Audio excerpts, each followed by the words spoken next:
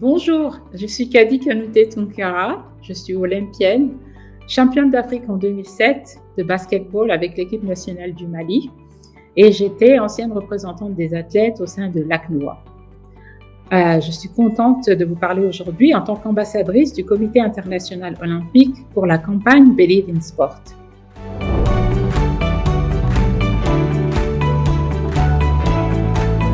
Il y a manipulation des compétitions lorsqu'un participant à une compétition sportive, par exemple un athlète, un entraîneur ou un juge ou un arbitre, fait exprès de ne pas donner le meilleur de lui-même ou prend délibérément de mauvaises décisions affectant le résultat ou le déroulement d'une compétition afin d'obtenir un avantage indu, généralement un avantage sportif ou financier.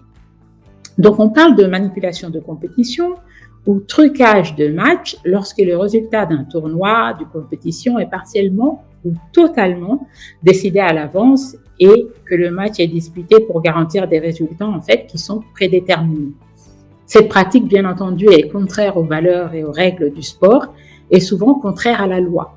Donc, ce qui pousse le plus fréquemment au trucage des matchs, c'est la volonté d'obtenir un gain de la part de parieurs, mais les équipes peuvent aussi intentionnellement, par exemple, jouer pour bénéficier d'un avantage futur, comme un meilleur choix de repêchage ou s'assurer qu'un adversaire qu'elles estiment moins dangereux puisse être rencontré lors d'un match de barrage. Donc, pourquoi ce phénomène est devenu une menace centrale pour l'avenir du sport et la protection des sportifs? L'essence même du sport, c'est l'imprévisibilité en fait. Donc, on ne sait pas qui va gagner. Les manipulations de compétition sont donc une atteinte directe à l'essence même du sport.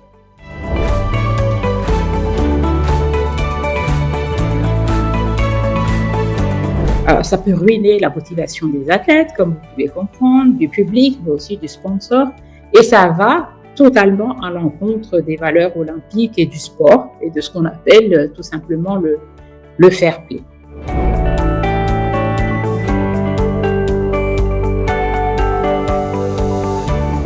D'abord, il y a le risque de se faire approcher par des gens mal intentionnés, donc par des individus demandant de truquer une compétition en échange de faveurs ou de cadeaux, ça peut être de l'argent ou d'autres bénéfices. À travers aussi de nombreuses informations disponibles sur les réseaux sociaux, ces personnes mal intentionnées savent facilement en fait repérer un ou une athlète vulnérable, ou même savoir si, voilà, en tant qu'athlète, vous avez des problèmes d'argent, des blessures physiques, etc. Donc, il faut faire attention parce qu'on a tendance peut-être à croire que les matchs ou les compétitions amicaux ou les ligues inférieures ne sont pas impactées. Ce sont en fait celles qui sont les plus ciblées par ce type d'individus ou ce type d'organisation. Donc attention, les athlètes doivent aussi savoir qu'ils ne sont pas autorisés à placer des paris sur les compétitions sportives et ce faisant, ils font face à des sanctions et ça peut être des sanctions très lourdes. Même s'ils n'avaient aucune intention de manipuler une compétition, il est donc important que les athlètes soient bien informés des règles parce que ce qu'on entend souvent, c'est que les athlètes ne sont pas au courant.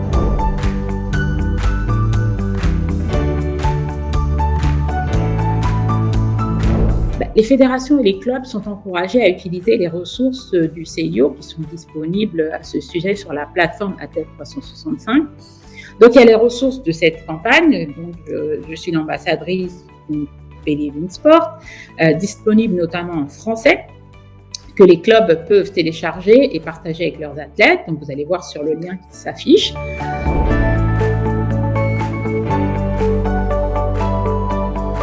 Vous avez le code du mouvement olympique sur la prévention des manipulations de la compétition, qui est le texte réglementaire qui est adopté par le Comité international olympique pour protéger l'intégrité du sport contre les manipulations de compétition.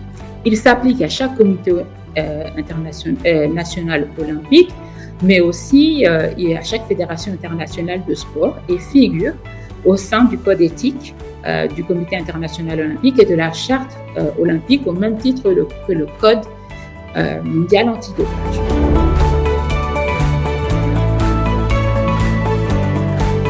Ben, c'est simple. Il faut savoir qu'il y a 4 règles, hein, d'accord? 4 règles de base qui forment le code de conduite pour tous les athlètes.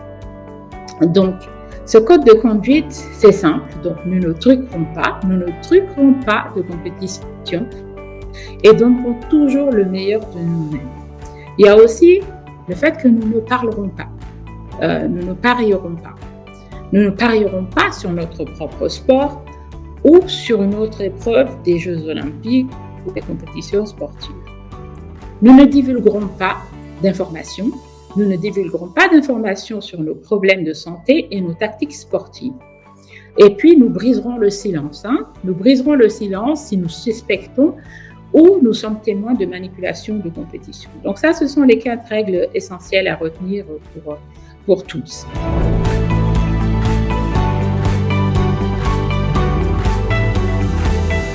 Donc immédiatement dénoncer, c'est une des 4 règles que nous venons de citer avant, de manière officielle, donc aussi avoir une trace écrite de ce qu'on fait. Et puis vous pouvez aller sur la hotline du CIO qui est sécurisée et confidentielle et qui est ouverte à tous, même en dehors des Jeux olympiques. Donc c'est une plateforme qui est disponible pour tous et vous allez voir le lien s'afficher sur cette vidéo.